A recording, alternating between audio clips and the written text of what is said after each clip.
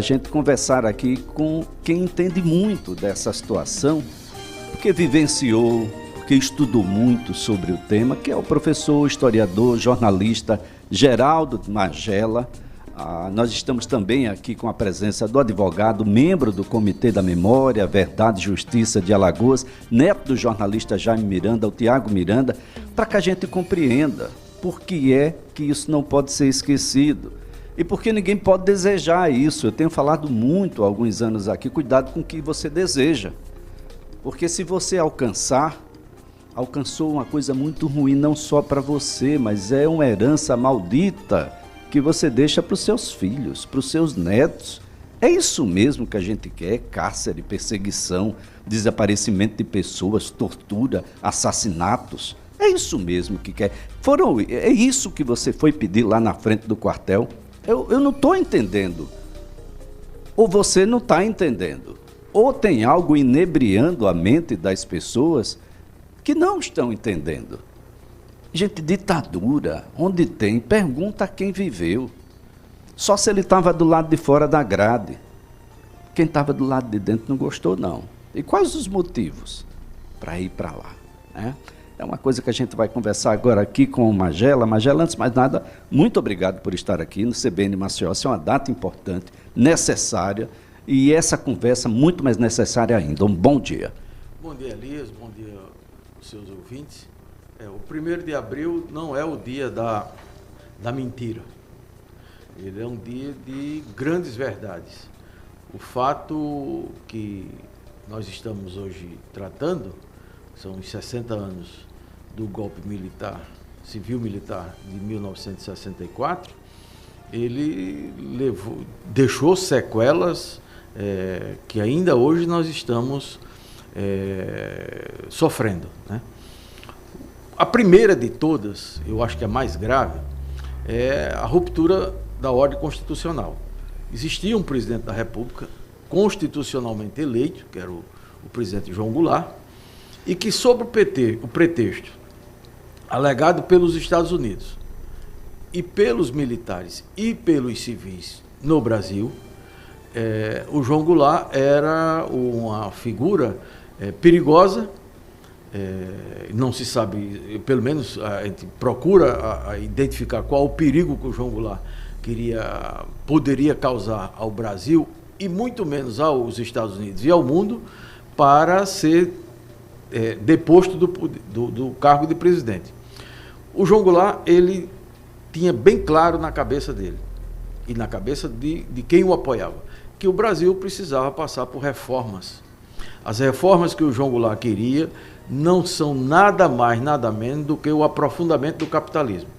E o capitalismo só pode ser aprofundado a partir do momento que a maior parte da população tem acesso aos bens. Por exemplo, o Brasil de 1964 era um Brasil essencialmente rural. Mais da metade da população brasileira vivia no campo. Então, a necessidade da reforma agrária, que é uma reforma eminentemente capitalista, os Estados Unidos fez a reforma agrária, a França fez a reforma agrária, o Canadá fez, a Inglaterra fez, todos os países do mundo desenvolvido fizeram a reforma agrária. A reforma bancária, por exemplo, era uma reforma importante que o João Goulart defendia. Era estatizar os bancos privados? Não.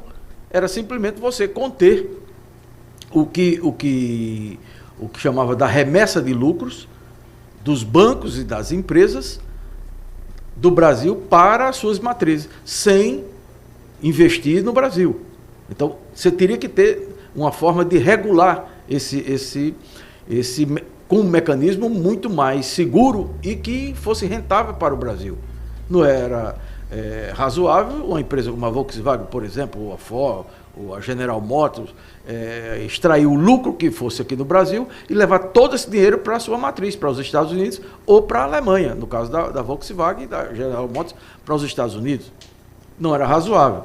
A reforma urbana, por exemplo, dá acesso à população a casas populares, é o que o Minha Casa Minha Vida, o BNH depois, com a ditadura, estabeleceu políticas de habitação popular, a Coab, Pazeal, tudo isso era não dessa maneira, mas era mais ou menos isso que o João Goulart queria. A reforma universitária era outra bandeira importante do João Goulart, de ampliar as universidades e dar mais acesso à população à universidade pública. Então, o Brasil estava vivendo esse momento importante de discussão das reformas de base.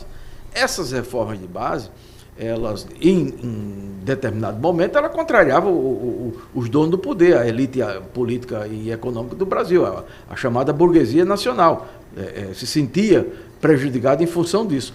A reforma agrária do João Goulart, ela era tão simplória que ele queria exatamente 1 quilômetro na margem direita e na margem esquerda das BRs. Esse era o projeto de reforma agrária do João Goulart. Não era desapropriar as terras improdutivas, como consta hoje na Constituição brasileira. A Constituição brasileira, ela é o artigo que define a propriedade, o uso da propriedade social da terra, é infinitamente mais radical do que o que o João Goulart queria. Só que naquele momento o mundo vivia uma guerra chamada Guerra Fria, e o mundo estava polarizado entre os Estados Unidos e a União Soviética. O Brasil entrou nessa da polarização, porque se o Brasil pende pelo que os americanos chamavam da República Sindicalista ou do comunismo a ser implantado ao modelo de Cuba pelo João Goulart, que era uma coisa completamente estapafúrdia, só para o seu ouvinte ter noção, o João Goulart era um dos proprietários rurais mais importantes do Rio Grande do Sul. O João Goulart tinha milhares de hectares de terra e milhares de cabeças de gado. O João Goulart não era nenhum socialista, não era nenhum comunista, ele não queria expropriar as terras de ninguém, porque ele era proprietário rural. O que ele queria era democratizar o acesso à terra. Então, toda essa campanha que foi feita, de rádio, televisão menos, porque a televisão era incipiente, estava nascendo. Né? Mas no cinema, na rádio, nos jornais e nos alto-falantes das cidades e nas igrejas, é bom que se frise, naquele tempo se falava de igreja, era a igreja católica, era majoritária naquele momento, então se fez um terror do comunismo, como tudo no Brasil era comunismo. Semelhante um pouco com o que acontece hoje. Se fala qualquer coisa, isso é coisa de comunista, isso é coisa de comunista. Essa paranoia que nós estamos vivendo hoje do Bolsonaro para cá. Então, a ditadura, ela se implantou dessa forma. Aconteceu um golpe, esse golpe foi dado a partir de um senador que era inimigo político do João Goulart, o senador Áureo de Moura Áureo de Moura Andrade, de São Paulo. O João Goulart estava no Brasil, estava no Rio Grande do Sul, aliás, estava no Rio de Janeiro, quando o Áureo de Moura Andrade decretou vacância do cargo. O presidente da República estava no território nacional. O João Goulart não tinha se afastado do Brasil. Então, foi um golpe de mão, forçado. E, evidentemente que as tropas do general Olímpio Mourão estavam descendo de Juiz de Fora para o Rio de Janeiro, né? Os comandos militares dos principais, Minas, Rio e São Paulo, estavam com o golpe, né? O comando militar, as 3 comandantes das forças, Marinha, Exército e Aeronáutica, também estavam fechados com o golpe. Mas o presidente da República estava no Brasil. Então, quando o Áureo de Moura Andrade decreta a vacância do cargo, e aí tem nessa sessão um brado muito forte de um político conservador, como o Tancredo Neves.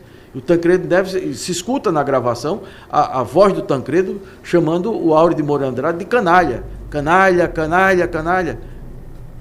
Então, o Darcy Ribeiro, que era o ministro da Casa Civil, no dia seguinte mandou um ofício dizendo que o presidente estava no Rio de Janeiro e estava indo para Brasília. De fato, o João Goulart foi do Rio, foi para Brasília. Como Brasília estava sitiada, ele foi a tentar alguma resistência no Rio Grande do Sul. Mas, veja, no dia 31 ele estava no Brasil, dia 1º ele estava no Brasil, no dia 2 ele continuava no Brasil. Só do Rio Grande do Sul que ele vai para o Uruguai no dia 2. Então, o golpe foi dado no dia 1º de abril, a partir dessa ideia não é nem ideia, desse afã e do que estava armado já no Congresso, e que, na oportunidade, o Áureo de Moura Andrade deu o primeiro golpe, né? O primeiro golpe, que é um golpe dentro do parlamento. Esse é o primeiro golpe. Nós vamos falar sobre os golpes dentro do primeiro golpe. E trazendo aspectos mais novos, aí, como é que está a Comissão da Verdade, como é que estão as informações que a gente pode atualizar aqui às pessoas. Um bom dia. Bom dia, Elias. Bom dia, Magélia, a todos os ouvintes. Agradecer o convite para a gente estar tratando desse assunto que é tão importante para o nosso país, que aparentemente é uma questão do passado, mas a gente vê, né, refletindo no nosso presente e no nosso futuro. A gente viu recentemente, após a eleição de 2022, pessoas acampando nos quartéis, pedindo a volta da ditadura militar, né? Posteriormente, tivemos uma tentativa de golpe em 8 de janeiro de 2023, e isso tudo é fruto da falta de uma justiça de transição no Brasil, justamente após o fim da ditadura militar. Para você ter uma ideia, a gente teve a Comissão da Verdade do Brasil, foi instituída apenas em 2011, né? A ditadura acabou em 1985. E a partir de 2011 foram feitos vários trabalhos importantes, tanto da Comissão Estadual como da Comissão Nacional da Verdade, e aí fecharam-se alguns relatórios. Em 2014 foi entregue à Presidente da República, então a Dilma Rousseff. E a partir desse relatório da Comissão da Verdade foi possível a gente dar luz a alguns fatos que ocorreram na ditadura militar. Foi possível, por exemplo, se fazer um inventário de todas as atrocidades que ocorreram naquele período. Nós temos os números de 434 mortos durante aquele período, 144 desses continuam como desaparecidos políticos, os expurgos que foram feitos, né, em empresas públicas, de diversos funcionários, nas próprias Forças Armadas. Por incrível que pareça, as Forças Armadas foi o setor que mais sofreu expurgo, foram 6.500 militares, né, brutalmente expulsos das forças, alguns foram presos, outros foram assassinados.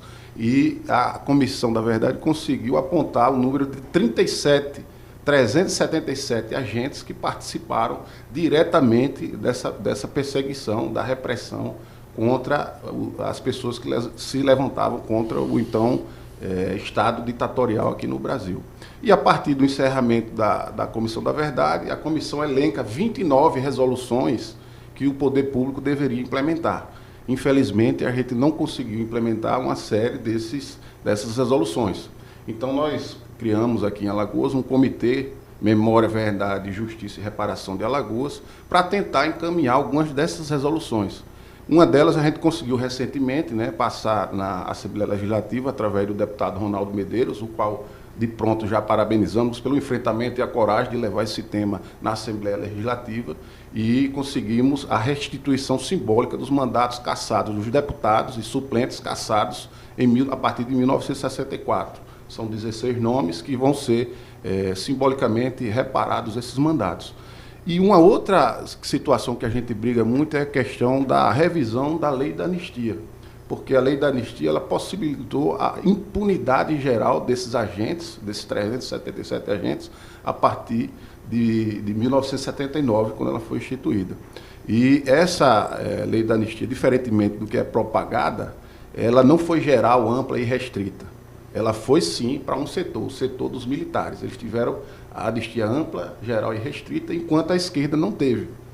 Quem foi condenado por crime de sangue, de terrorismo, não foi anistiado de pronto, né? Nós tivemos casos, inclusive, do Carlos Eugênio Paes, alagoano, que comandou a LN, né, a organização liderada a priori por Carlos Marighella e Joaquim Câmara Ferreira. Ele só foi absolvido em 1985, né? O Carlos Eugênio teve essa situação. Então, a nossa Constituição Cidadã, inclusive, há julgados na Corte Interamericana de Direitos Humanos, que não prevê a recepção da lei da anistia pela nossa Constituição Cidadã, né? Porque o crime de tortura ele é imprescritível e não deveria ser passível de anistia.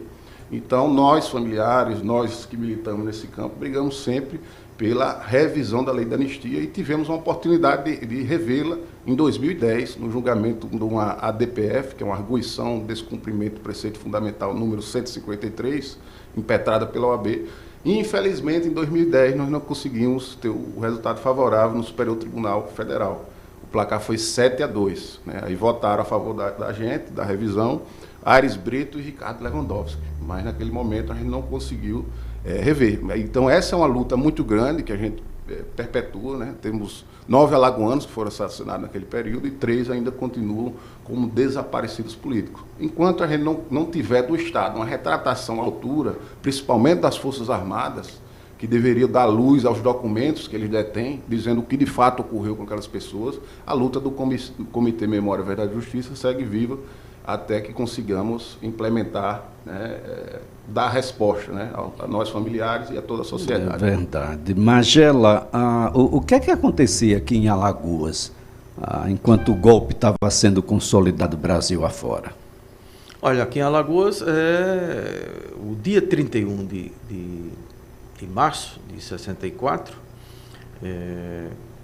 à noite do 31 de março, o governador Luiz Cavalcante convocou uma reunião com todos os seus secretários e virou o 31 para o 1º de abril em conversações com o general Justino Alves Bastos, que era o comandante da 7ª Região Militar, que fica em Recife.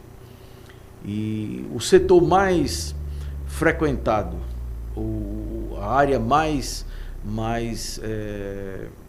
movimentada do Palácio Floriano Peixoto, o Palácio dos Martírios, era a sala do radiotelegrafista, porque era através do radiotelégrafo que se comunicava, porque a telefonia ainda era muito precária naquela época. Então o radiotelegrafista de plantão foi a pessoa que transmitia as mensagens e traduzia as mensagens do Palácio Floriano Peixoto, dos Martírios, para o quartel do 4º Exército em Recife, para o general Justino Alves Bastos.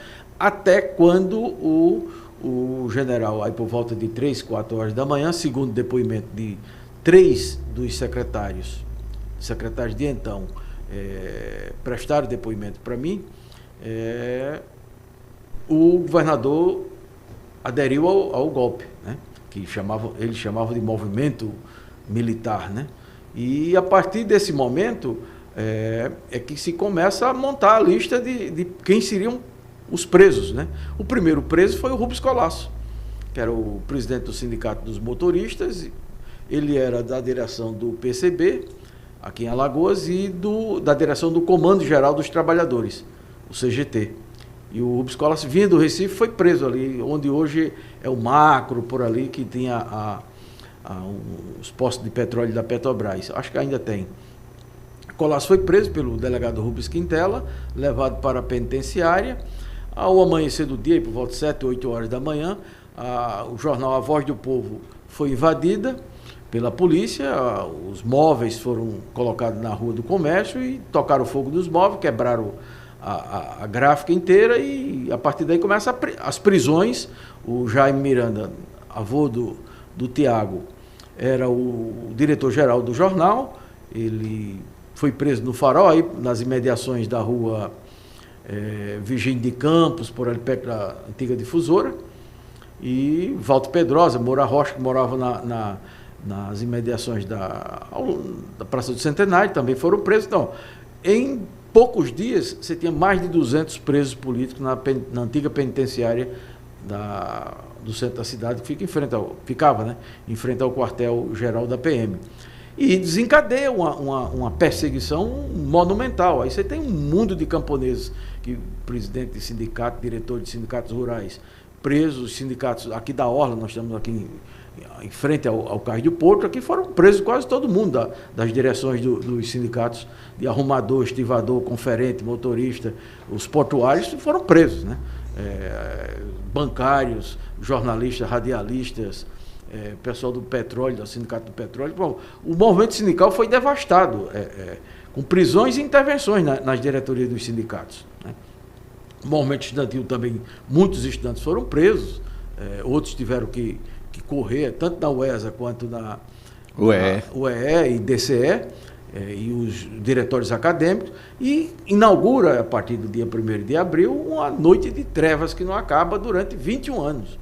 Uma noite que não teve sossego, não deu sossego à sociedade alagoana, nem à sociedade brasileira. Então, que a gente vinha comentando aqui no bastidor, a geração que não passou pela ditadura, ou que não estudou o que foi a ditadura brasileira, ela acha que, principalmente muitos jovens, né? Os da minha idade em diante eu até dispenso, porque aí fizeram opção mesmo. Mas a juventude que, por não ter conhecimento, ela entrou na defesa da ruptura democrática e da ordem constitucional, como nós presenciamos recentemente, e ainda hoje temos eco nas redes sociais de jovens e adultos defendendo o fechamento do Congresso Nacional, o fechamento do Supremo, a volta da ditadura militar. É exatamente essas pessoas que não sabem o que foi uma ditadura. E se eu puder traduzir no sentido mais simples possível, eu quero dizer para quem acha que a ditadura é somente para prender os comunistas ou os esquerdistas, ou quem ele acha que deve ser preso porque discorda das suas ideias, basta um simples morador, o seu vizinho, dizer que você é um subversivo, que você é um comunista, que você está falando mal do governo. Esse motivo de seja numa mesa de bar, seja na conversa no quintal ou na porta, no final de tarde, levaria para a cadeia, e muitas vezes para a cadeia com tortura e às vezes até a morte. Eu vou dar um exemplo também simples. Eu tinha 16 para 17 anos, estudava no Colégio Marista. Criamos um jornal na cidade que eu nasci, em Anadia, mimeografado. O jovem não sabe o que é o mimeógrafo. É a álcool. Papel ofício, chamado Folha de Anadia. Eram 2 páginas. Nós distribuímos na festa da padroeira. Um agente da Polícia Federal, que era da cidade, o agente Porto, ainda é vivo, eu acho, ele ligou na segunda-feira para o irmão diretor do Colégio Marista, pedindo que eu fosse à Polícia Federal. Como ele era amigo do meu pai, da minha mãe, a irmã dele era comadre da minha mãe, do meu pai, madrinha da minha irmã, eu fui à Polícia Federal ali no Lago São Gonçalo, ali na Praça de São Gonçalo, na Igreja de São Gonçalo. Hoje é um prédio ali. Quando eu cheguei lá, tomei o maior esporro dele, porque eu não poderia estar com um jornal mimeografado, distribuindo numa festa da padroeira, que não tinha nada de política, era futebol, o que estava acontecendo na Anadia, o leilão da feira, da Santa, etc. Porque tinha que ter um jornalista responsável. Se não tivesse um jornalista responsável, você não poderia tirar um panfleto e distribuir. Olha só, uma peça não poderia ser encenada se antes não fosse encenada para essa pessoa, para o censor da Polícia Federal. Uma música, e aí tem vários, Chico Elpidio, Eliezer Seton, Tânio Barreto, Marcondes, tem um mundo de alagoanos que tiveram músicas censuradas. Assim como teve o Chico, assim como teve o André, como tantos outros. Então, uma ditadura significa isso. Tiago, quais são as memórias que você tem do Jaime? Olha, todas as memórias que eu tenho do Jaime são contadas a mim, porque ele desapareceu em 1975 e eu nasci em 1986.